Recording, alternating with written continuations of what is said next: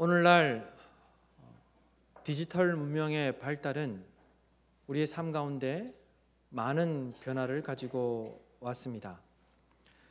한 가지 예로 들자면 우리의 손에서 항상 떠나지 않고 있는 스마트폰은 우리의 일상 가운데 정말 많은 변화를 가지고 오게 되었죠.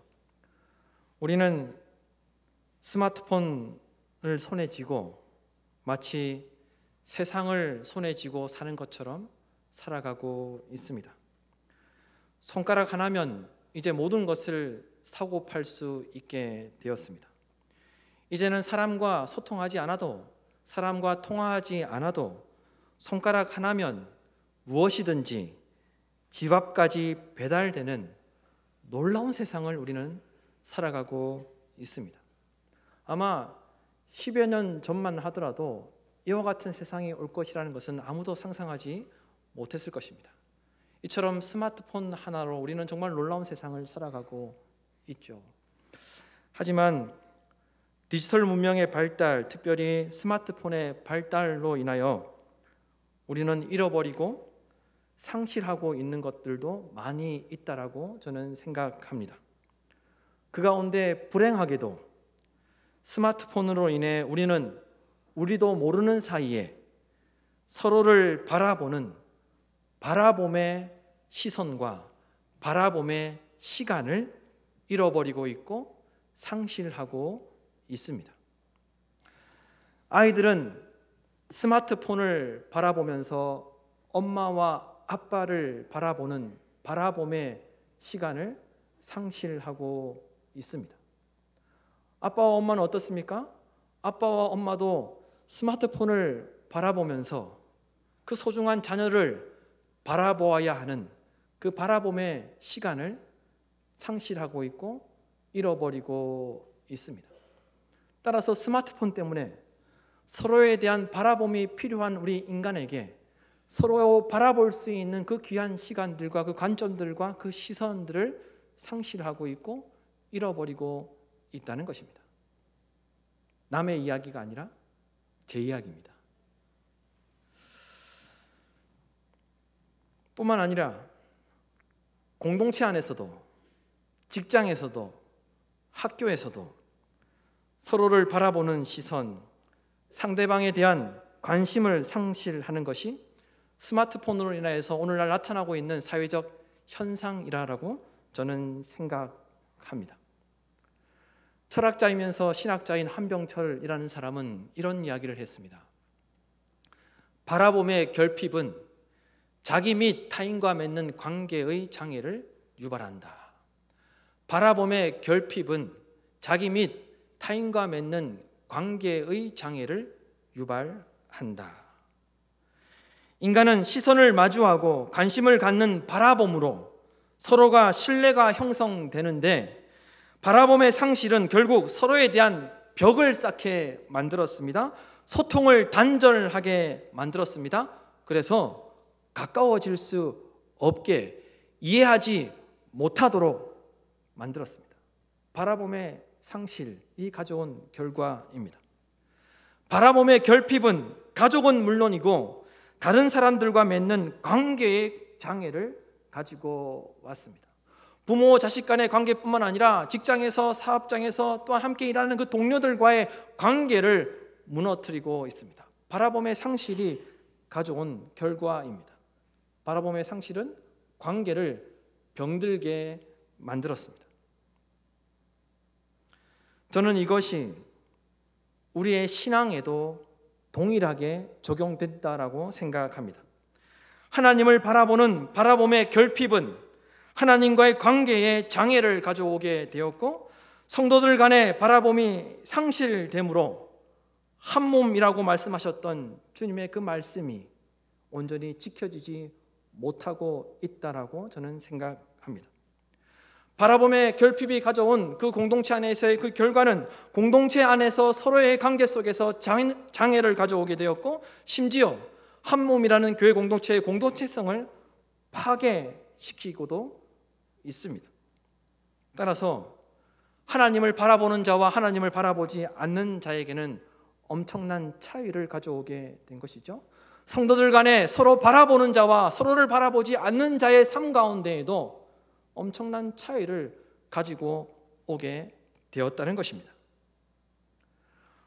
오늘 말씀은 너무나도 잘 알려진 말씀이고 우리가 듣지 않아도 말씀을 읽은 것으로 이미 너무나도 잘 알고 있는 말씀입니다. 많이 들어봤던 말씀입니다. 저는 오늘 이 말씀을 바라봄의 문제로 이해하고 해석하게 되었습니다. 하나님께서 소돔과 고모라를 멸망시키고자 하는 계획을 가지고 계셨는데 소돔과 고모라로 바로 가시지 아니하고 아브라함을 만나게 됩니다. 그런데 그 만남 후에 아브라함은 조카 롯과 소돔과 고모라를 위해서 중보기도하는 중보기도자가 되었습니다. 따라서 저는 오늘 말씀을 이해하기 전에 이 바라봄과 연결하여서 오늘 말씀을 통해서 중보기도에 대해서 살펴보면서 하나님께서 주시는 은혜를 나누고자 합니다. 여러분, 먼저 하나님께서 어떤 사람에게 중보기도의 사명을 주셨습니까? 아브라함은 어떻게 해서 그 소돔과 고모라와 롯을 위해서 중보기도할 수 있게 되었습니까? 그 이유는 하나님께서는 하나님의 선택을 받은 자가 하나님을 온전히 바라볼 때 중보기도의 사명을 주신다는 것입니다. 하나님과의 관계가 건강한 사람에게 중보기도할 수 있는 마음을 주시고 하나님은 그 사람에게 중보기도의 사명을 주신다는 거예요. 여러분, 16절에서 19절 말씀을 보십시오. 16절에서 19절 말씀을 다시 한 번 더 읽도록 하겠습니다. 그 사람들이 향하고 아브라함은 그들을 전송하러 함께 나가니라. 여호와께서 이르시되 내가 하려는 것을 아브라함에게 숨기겠느냐? 아브라함은 강대한 나라가 되고 천하 만민은 그로 말미암아 복을 받게 될 것이 아니냐? 내가 그로 그 자식과 건석에게 명하여 여호와의 도를 지켜 의와 공도를 행하게 하려고 그를 택하였나니 이는 나 여호와가 아브라함에게 대하여 말한 일을 이루려 함이니라. 아멘. 하나님께서 아브라함을 선택하신 후에 아브라함에게 고향을 떠나라고 말씀하신 것은 아브라함에게 앞으로는 하나님 자신만 바라보고 살라는 의미로 그를 선택하셨고 그리고 고향집을 떠나라라고 그렇게 말씀하셨습니다. 아브라함은 하나님께서 선택하신 이유와 목적대로 하나님을 바라보며 하나님을 그 바라봄에 결핍이 없이 온전히 하나님을 바라보는 삶을 살았습니다. 많은 시간이 흐른 후 어느 날 하나님께서는 소돔과 고모라를 멸망시키시고자 하는 계획을 가지고 계셨고 소돔과 고모라로 가는 길에 아브라함을 찾아오시게 됩니다. 그런데 하나님은 아브라함을 만나서 하나님께서 계획하고 계셨던 그 일을 숨기지 아니하시고 아브라함에게 다 말씀해 주셨습니다. 하나님께서 가지고 계셨던 그 계획과 그 뜻을 아브라함에게 하나도 숨기지 아니하시고 소돔과 고모라에 대한 이야기를 아브라함에게 해 주셨던 것입니다. 여러분, 왜 하나님은 아브라함에게 소돔과 고모라의 멸망에 대해서 숨기지 아니하시고 다 말씀해 주셨을까요? 왜 하나님의 그 놀라운 계획과 뜻을 아브라함에게는 숨기지 않고 말씀해 주셨겠습니까?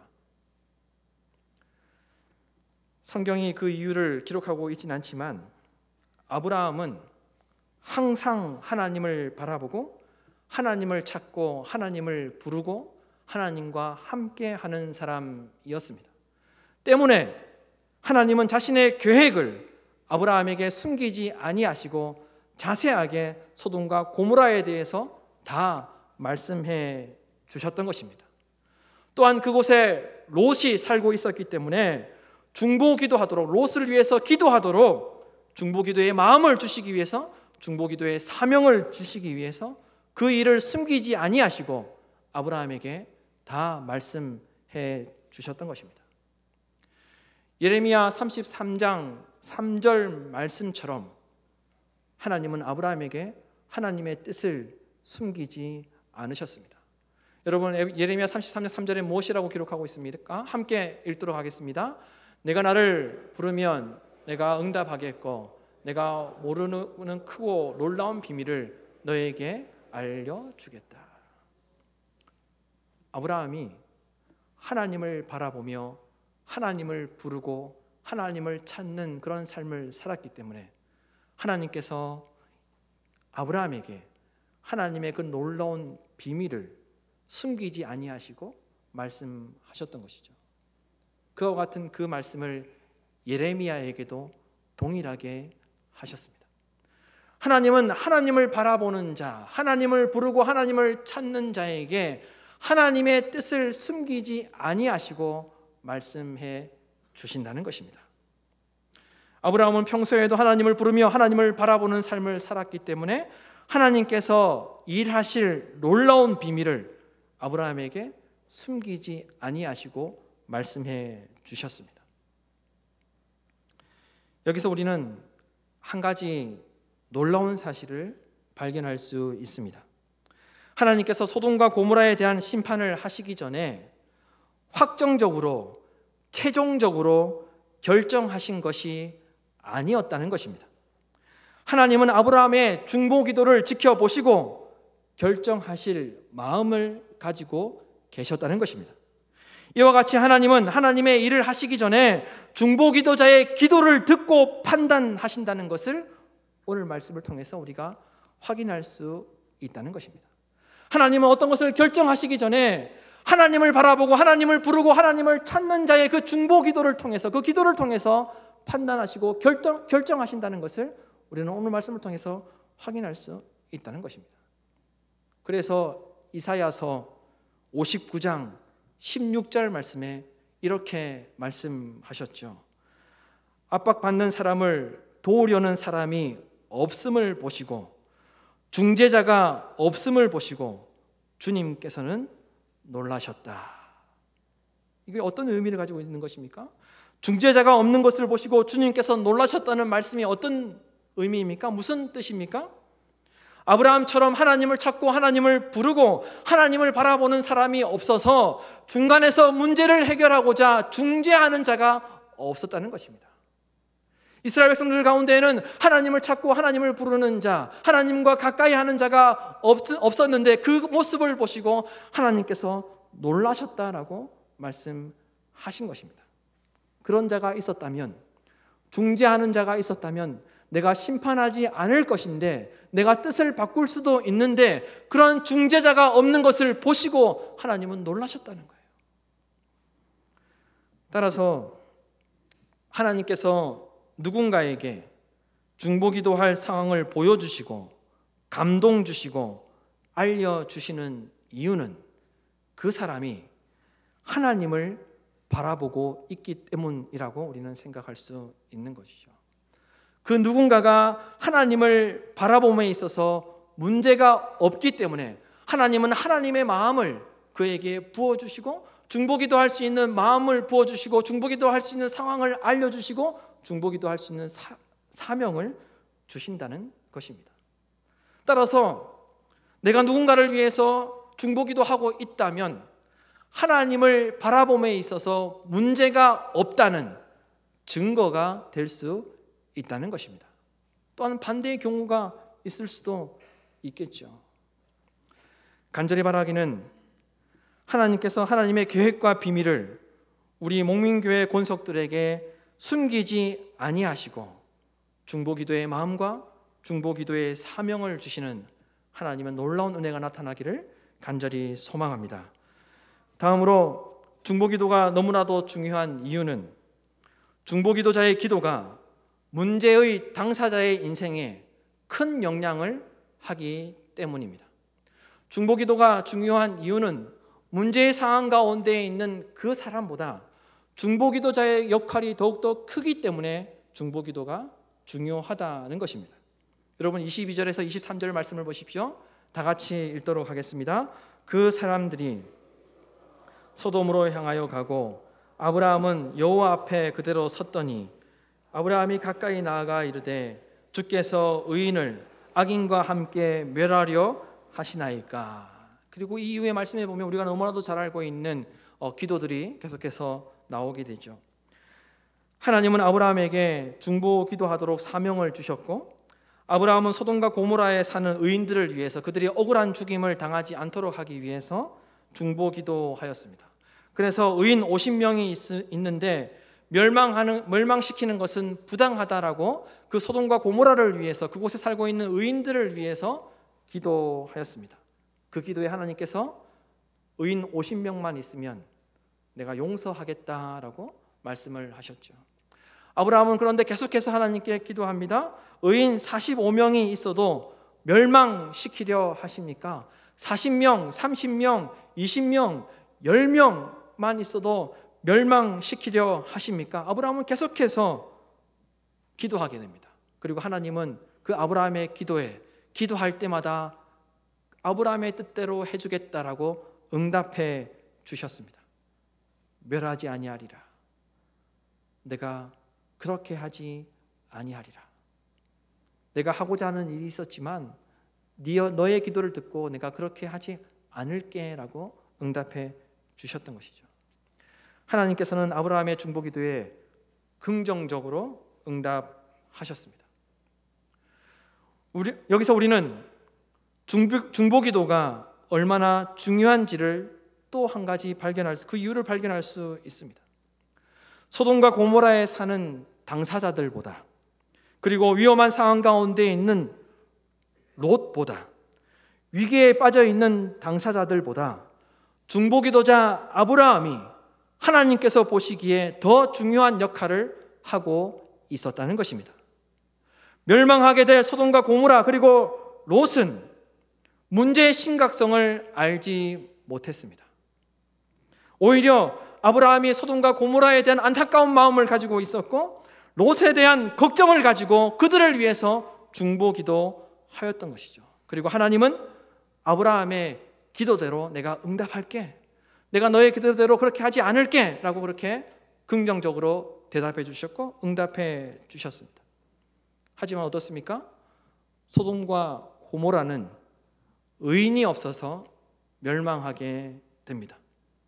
그러나 롯은 아브라함의 기도대로 그 멸망으로부터 구원을 받게 되죠. 여러분, 롯은 자신을 위해서 기도하지 않았습니다. 롯은 자기 기도 때문에 멸망을 당하지 않았던 것이 아니었습니다. 롯은 자신을 위해서 한 것이 아무것도 없었습니다.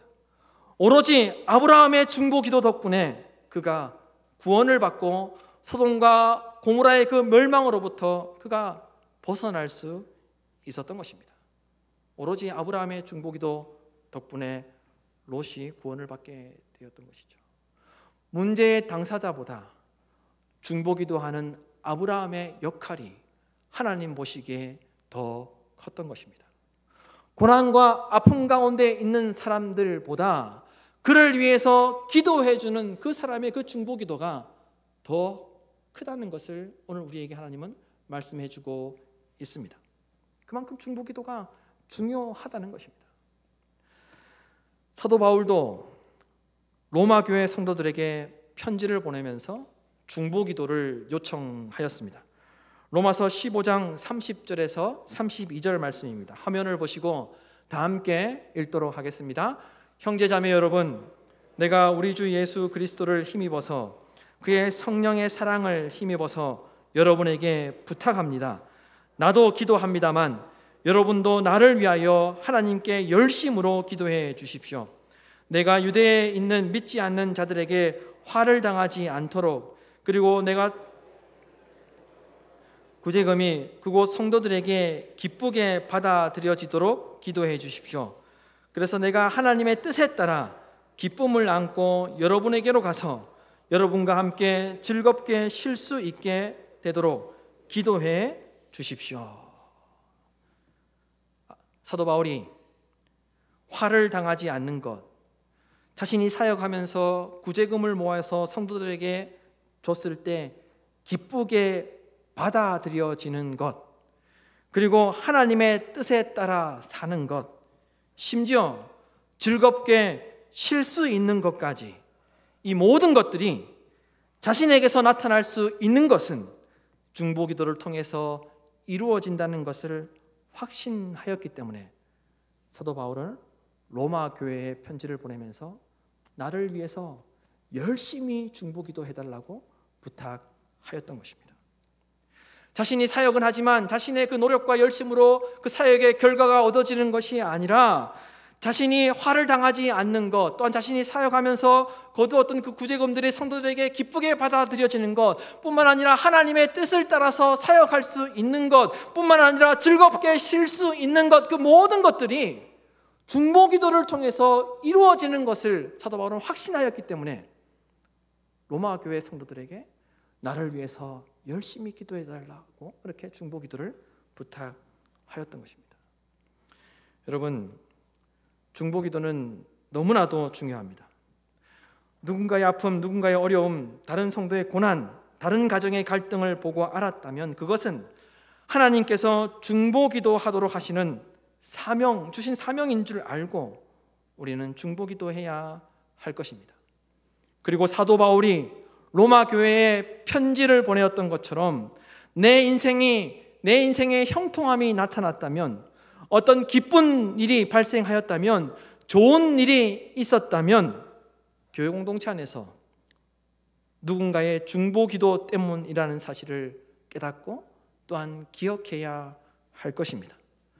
또한 힘들고 어려운 일이 있을 때 혼자서 가슴을 쥐어짜며 견딜 것이 아니라 바울처럼 인생의 모든 것들에 있어서 누군가에게 중보기도를 부탁해야 할 것입니다.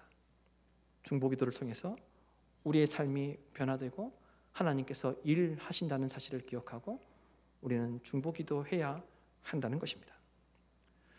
주님은 원래 교회 공동체를 한 몸으로 부르셨고 서로를 바라보도록 하셨습니다.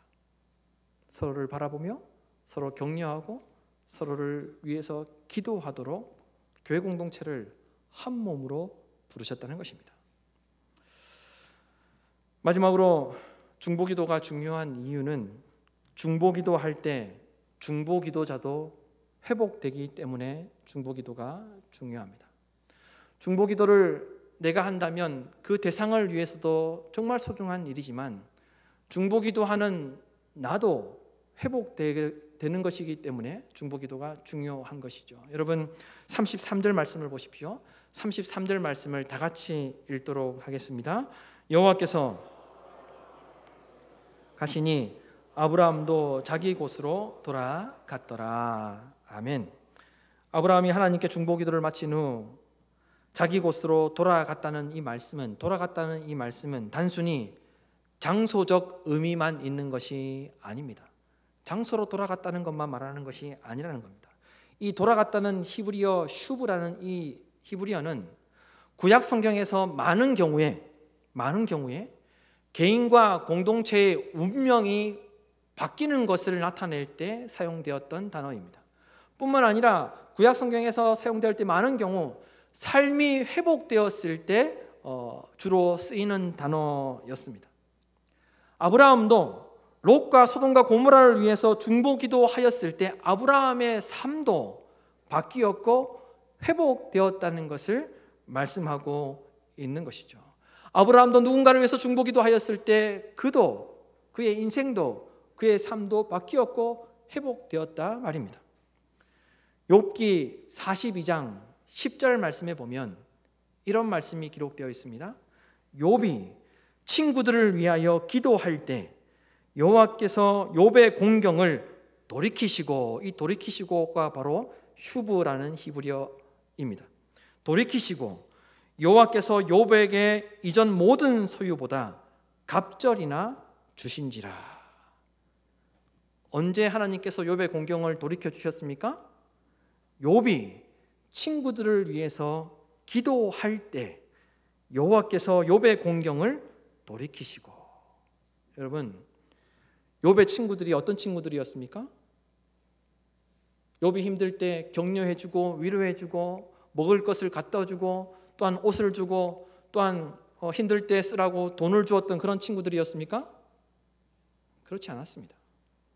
욥을 조롱하고 정죄하고 욥이 너에게 분명 우리가 모르는 잘못이 있을 것이다 라고 그 욥의 마음을 후벼 팠던 친구들이었습니다. 그러나 욥은 그 친구들을 위해서 중보기도하였을 때 하나님께서 욥의 공경을 돌이켜 주셨다는 것입니다. 욥이 친구들을 위해서 기도하였을 때 하나님께서 욥의 공경을 돌이켜 주셨고 욥의 삶이 회복되도록 변화시켜 주셨습니다. 아브라함도 마찬가지였습니다. 롯을 위해서 그리고 소돔과 고모라를 위해서 중보기도하였을 때 아브라함의 삶도 변화되었고 회복되었다는 것입니다.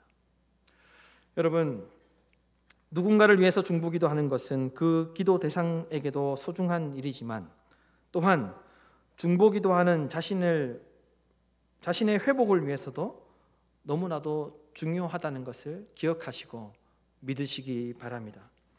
이와 같이 서로를 바라보고 중보기도할 때 중보기도 덕분에 그 상대가 살아갈 수 있고 또한 중보기도하기 때문에 나 자신도 회복되고 소생하게 될 줄로 믿습니다.